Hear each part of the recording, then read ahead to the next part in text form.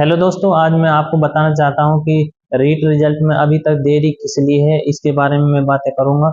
और आपत्तियों का निस्तारण हुआ या नहीं हुआ, इसके बारे में बात करूंगा। और रिजल्ट आने की संभावना कब तक है, यहाँ पर मैं इसके बारे में बात करूंगा। ये तीन हमारा पॉइंट है, इन पर ही हम बातें करेंगे।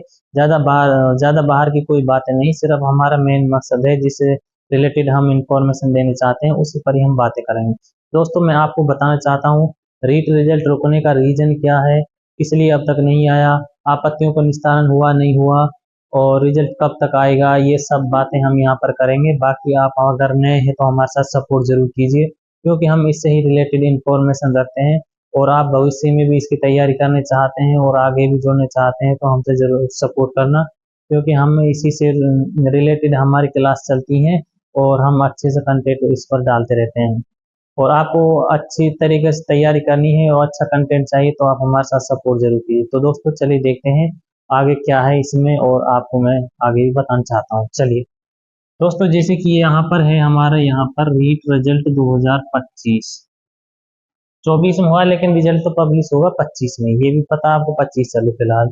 रीट आंसर की पर 2200 से अधिक आपत्तियां दर्ज की गई हैं। रीट रिजल्ट इसलिए नहीं आया क्योंकि 31 मार्च तक इसकी आपत्तियां दर्ज कराई गई थी, उसको दर्ज करा लिया गया, लेकिन वहां पर अभी विशेषज्ञों को अभी तक सरकार ने फाइल नहीं किया गया। इसका मतलब क्या है कि जो इसके लिए जो बोर्ड ने विशेषज्ञ लिए हैं, उनको अभी तक फाइल नहीं किया गया है। उसका मतलब ये हुआ कि उन्होंने अभी आपत्तियों का कोई निस्तारण नहीं किया गया है, और इसके लिए भी उन्होंने क्या किया है, विशेषज्ञों को फाइल करने में 10 से 15 दिन का समय लगेगा। कितना समय लगेगा? 10 से 15 दिन का समय लगेगा, तब जाकर उन आपत्तियों का निस्तारण होगा। और तब निस्तारण होने के बाद रिजल्ट पब्लिश होने की संभावना रहेगी। उसमें आगे क्या गया, रिजल्ट पब्लिश होने की कोई संभावना नहीं है। इसलिए नहीं है, देखिए, रीट रिजल्ट है जो संभव नहीं है। रीजन क्या है? फिलहाल आप देखिए 10 या 15 दिन का टाइम लगेगा, 10 या 15 दिन का, जो कि पहले ही बताया कि मई के फर्स्ट वीक में रिजल्ट पब्लिश होगा, लेकिन वो इस वजह से तो नहीं हो पाया क्योंकि अभी तक विषय विशेषज्ञों को अभी तक सेलेक्ट नहीं किया गया है। वो तब जाकर वो सेलेक्ट करेंगे और उन आपत्तियों का निस्तारण करके बोर्ड को सौंप देंगे।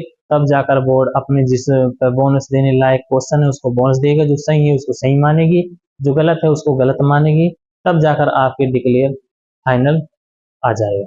तो दोस्तों, ये यहाँ पर हमारी इंफॉर्मेशन है, और इंफॉर्मेशन रीट रिलेटेड है, जो कि आपको पता लगे। यहाँ पर 2200 से अधिक आपत्तियां दर्ज की गई थी, अलग अलग विषय से है, लेवल 1 लेवल 2 से है, दोनों से है।